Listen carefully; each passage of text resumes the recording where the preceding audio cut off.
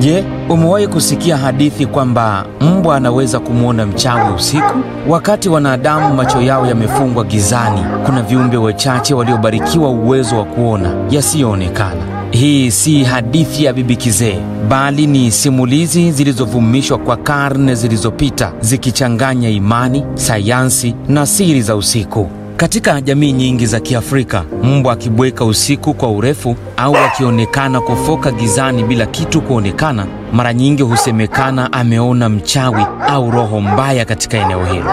Huko magharibi, paka mweusi huhusishwa na wachawi tangu enzi za kale, walioaminika kuwa walinzi au washirika wa nguvu za giza. Katika kabila la Wazulu huko Afrika ya Kusini, inasemekana mbwa wakibweka kwa sauti ya kipekee usiku wa manane, huo ni ujumbe kwamba kuna kitu kisichoonekana au kisicho cha kawaida kimepita katika eneo hilo. Hata hapa Tanzania, hasa maeneo ya vijijini, wazee wengi wanasema mbwa hawezi kubweka bure usiku wa manane. Kuna kitu kimeonekana ambacho macho ya mwanadamu hayawezi kukiona. Lakini katika sayansi inasemaje? Sayansi inasema macho ya mbwa na paka yana uwezo mkubwa wa kuona kwenye giza kuliko wanadamu. Paka au mbwa wana tabaka la macho au kiini kinachoitwa tapetum lucidum, ambalo hurudisha mwanga mara mbili ndani ya jicho na kuwa na uoni gizani.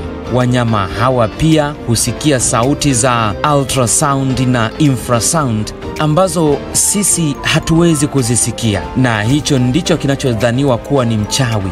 Huenda kikawa mtu anayesogea kimya kimya, au upepo, au hata mnyama mwingine. Lakini pia sayansi inasema kuna harufu.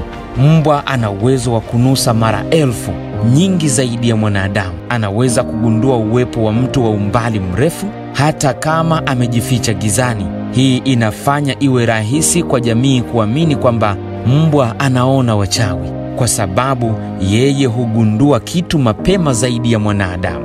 Lakini pia wanyama wengine wana ushahidi. Mfano, paka husemekana wanatambua nguvu za kiroho. Wanaweza kutulia ghafla wakitazama sehemu moja kana kwamba kuna mtu, hata wakati hakuna kinachoonekana.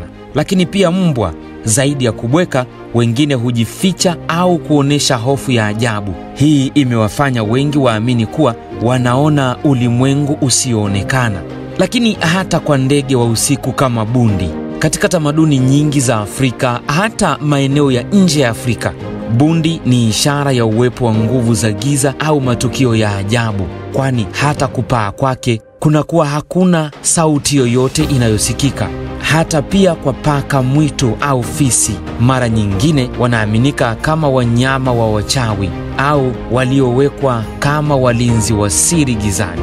Sasa tunaweza kuhitimisha vipi? Swali la karne ni hili: je, kweli mbwa na paka huona wachawi, au ni hisia za siri zinazotafsiriwa kwa imani zetu tu? Kwa macho ya kisayansi, ni ukweli kwamba wanyama wana hisia kali zaidi ya binadamu.